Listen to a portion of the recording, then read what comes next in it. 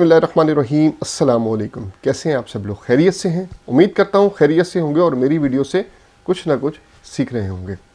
आज हम बात करेंगे इस वीडियो में कि हम बायर्स के साथ, इंटरनेशनल बायर्स के साथ कम्युनिकेशन कैसे कर सकते हैं कॉल पर। अगर आप इंपोर्ट एंड एक्सपोर्ट बिजनेस कर रहे हो फिर तो आपको कम्युनिकेशन करनी पड़ेगी, चाहे वो किसी फॉर्म में हो, ईमेल की फॉर्म में हो, व्हाट्सएप की फॉर्म में हो या फिर कॉल की फॉर्म में, आपको बात तो करनी पड़ेगी बायर के साथ। तो इंटरनेशनल जब भी आप एक्सपोर्ट इंपोर्ट बिजनेस करेंगे तो फिर आपकी एक तो कम्युनिकेशन थोड़ी बेहतर होनी चाहिए और आपको बात समझने की पूरी सलाहियत होनी चाहिए कि अगला बंदा क्या बात कर रहा है।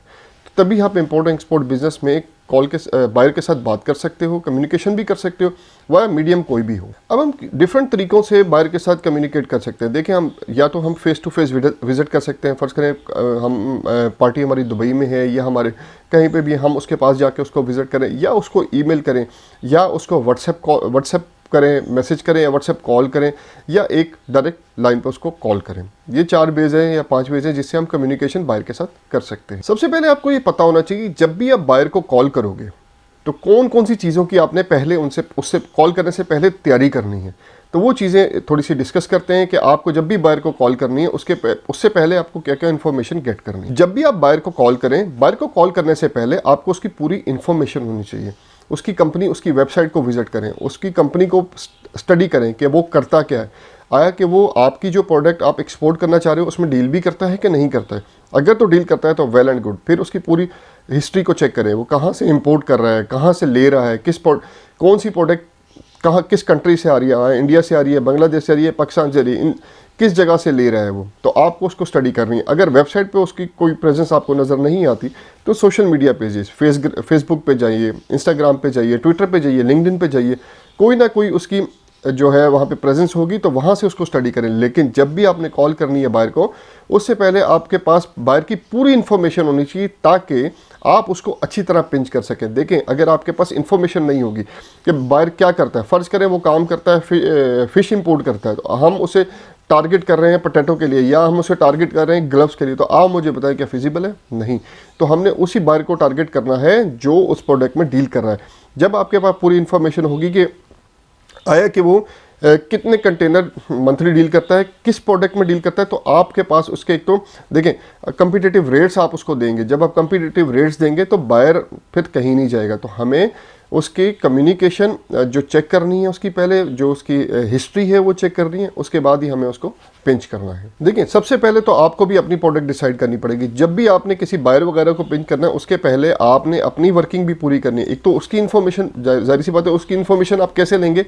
उसकी इन्फॉर्मेशन आप ऐसे लेंगे जब आपकी अपनी प्रोडक्ट रेडी होगी, आपकी अपनी प्रोडक्ट तैयार हो चुकी होगी, तभी आप जो है उसको देखेंगे वो कौन सी प्रोडक्ट इंपोर्ट करा रहा है, तभी उसको आप हिट कर सकते हैं। अच्छा, यहाँ पे एक चीज़ और, जब भी आपने अब जाहिर सी बात है कोई भी कंपनी है, उस कंपनी पे कॉल करोगे। अब वेबसाइट वगैरह पे तो एक नंबर दिया होता है, वो नॉर्मली जो है ना वो उसका रिसेप्शन का होता है। तो आपने जब भी कॉल करनी है तो आपने डिसाइडिंग पावर है ना, परचेज मैनेजर हो गया, प्रोक्योर मैनेजर हो गया, या जो भी डिसाइडिंग पावर है कंपनी की, उससे बात करनी है। रिसेप्शन पे कॉल करेंगे तो आपने डायरेक्ट बात करनी है कि जी आप मेरी जो है प्रोक्योरमेंट में बात करवा दें या किसी और डिपार्टमेंट, जो भी आप है कंसर्न बंदा है उसमें, उस डिपार्टमेंट में मेरी बात कर दें, उसका नंबर मेरे साथ शेयर कर दें। जब भी आपने कॉल करनी है तो सबसे पहले पता करना है कि वाकई आया जिस बंदे को आप कॉल कर रहे हैं वो यही है। हाय, इज़ दिस मार्क?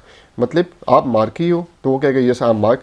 तो आपने उसे कहा गिव मी 5 मिनट्स, तो वो अगर तो देता है तो ठीक है, अगर नहीं देता तो फिर ऑब्वियसली कॉल ड्रॉप कर दें, क्योंकि आप इंटरनेशनल कॉल कर रहे हो, उसके पैसे पड़ रहे हैं आपको। तो आपको इज दिस मार्क, अगर वो देता है 5 minutes, okay no problem, you can introduce yourself.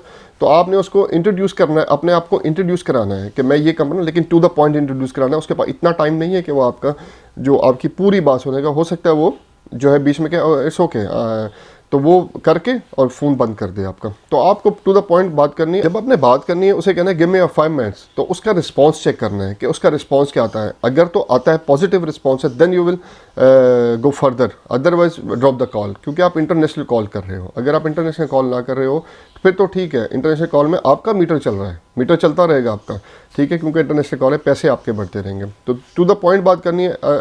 अगर वो कहना, जब आप कहें गिव मी 5 मिनट्स, तो आप वो कहे या this fine for me, you can proceed, तो तो आप बताएंगे, अपना इंट्रोडक्शन कराएंगे। इंट्रोडक्शन में आपने टू द पॉइंट बात करना है, I am coming from Pakistan और मेरी अपनी प्रोडक्ट के बारे में बताना है, उसको अपनी थोड़ा सा ब्रीफ मतलब 1 लाइनर 2 लाइनर बताना है और उसको बताना है कि मैं इंटरेस्टेड हूँ काम करने के लिए। Give me your email address, आप मुझे अपना ईमेल एड्रेस दें, I will send you product detail and like quotation if you want.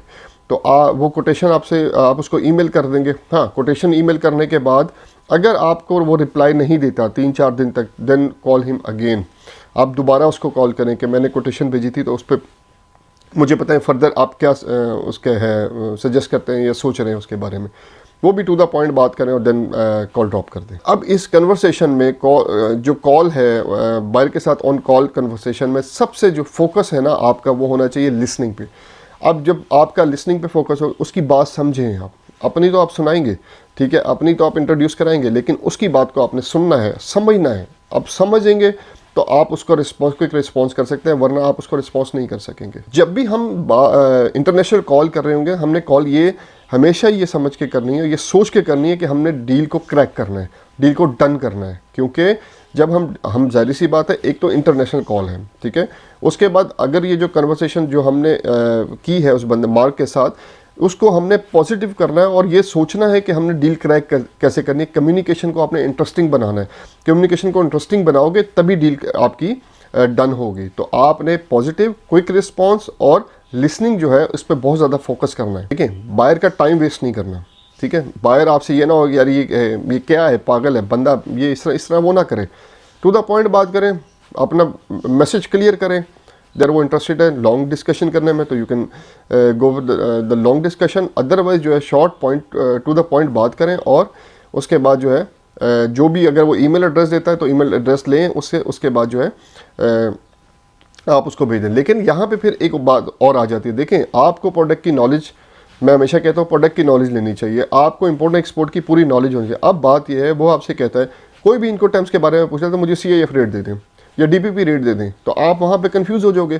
तो वहाँ पे उस बंदे को पता लग जाए ये बंदा न्यू है। तो वो ऐसे नहीं, वो ये नहीं कहेगा, वो आपको सिर्फ चेक करने के लिए कोई इनको टर्म्स दे देगा, वो DPP दे देगा, DAP दे देगा, मैं तो इस पर काम करता हूँ। तो आप उस पर कन्फ्यूज़ नहीं होना। जब आपके पास प्रोफेशनल नॉलेज होगी, पूरी नॉलेज होगी इंपोर्ट एक्सपोर्ट की, आप परेशान क्यों होगे, आप ठक करके उसको आंसर करोगे। जब आंसर करोगे तो पॉजिटिव आंसर जाएगा कि नहीं जी ही नोज़ एवरीथिंग और ये पुराना बंदा है, काम कर रहा है मार्केट में। तो आपको कहीं भी इस कॉल पे या ईमेल में या व्हाट्सएप कॉल पे, व्हाट्सएप मैसेज में या किसी भी फेस टू फेस भी, इवन फेस टू, आपको ये नहीं शो कराना कि I am new in the market. अब आपके पास ना क्विक रिस्पॉन्स होना चाहिए, जो भी सवाल करे आगे से आपके पास आंसर होना चाहिए। ये कैसे आएगा, ये नॉलेज के साथ आएगा। तो इसीलिए हर उसमें कहता हूँ कि जब भी इंपोर्ट एक्सपोर्ट शुरू करें उसको सीखें। तो मैं मेंटोरशिप भी इंशाल्लाह शुरू कर रहा हूँ। किसी को कोई इन्फॉर्मेशन हो, कोई प्रॉब्लम हो, किसी जगह पे कोई प्रॉब्लम है तो वो डिस्कस कर सकता है, हमारे साथ भी डिस्कस कर सकता है। हमारी टीम है इंशाल्लाह, उसके साथ भी डिस्कस कर सकेगा।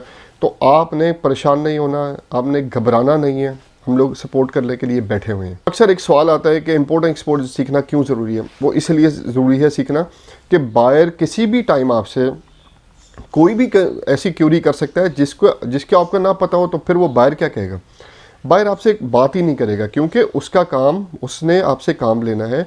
आपके पास नॉलेज नहीं होगी तो वो भाग जाएगा आपसे, वो कहेगा नहीं यार इसको पता नहीं है, कोई एक्सपीरियंस बंदा देखते हैं। तो इसलिए मैं कहता हूँ कि इंपोर्ट एक्सपोर्ट की नॉलेज ज़रूर लें, उसके बाद ही जंप इन करें। यहाँ पे ना सबसे इम्पोर्टेंट एक्सपोर्ट बिजनेस में, खसूसन एक्सपोर्ट बिजनेस में सबसे जो इम्पोर्टेंट है ना, वो बायर को कन्विंस करना है। बायर को कन्विंस करना एक आर्ट है। अच्छा, ये आर्ट कैसे आएगी, ये एक्सपीरियंस के साथ आएगी। ये नहीं होगा कि आप आज बैठें, आप क्या जी मैं बायर को कन्विंस करूँ, नहीं, ऐसा नहीं है। आप थोड़ा सा एक्सपीरियंस लोगे, नॉलेज लोगे, एक्सपीरियंस लोगे, तभी आएगा। बायर के साथ बात करते हुए आपको प्रैक्टिकल रहना है, पॉजिटिव रहना है, कोई भी नेगेटिविटी नहीं फैलानी है कहीं पे भी, ठीक है। उसको ये शो नहीं करना कि अब जी हम मर गए, हम पीछे से। आपने जब भी कॉल करनी है पॉजिटिव रह के और प्रैक्टिकल इंसान बन के कॉल करनी है। आज इस वीडियो में मैंने ये समझाने की कोशिश किया हम बायर को जब कॉल करते हैं तो उससे कम्युनिकेशन कैसे बिल्डअप करनी है। तो उम्मीद करता हूँ आपको आज की वीडियो पसंद आई होगी। मेरी वीडियो को लाइक, सब्सक्राइब और शेयर करें ताकि आने वाले न्यू इम्पोर्टर्स और एक्सपोर्टर्स जो हैं इससे कुछ ना कुछ सीख सकें। अगली वीडियो तक के लिए अल्लाह हाफिज़।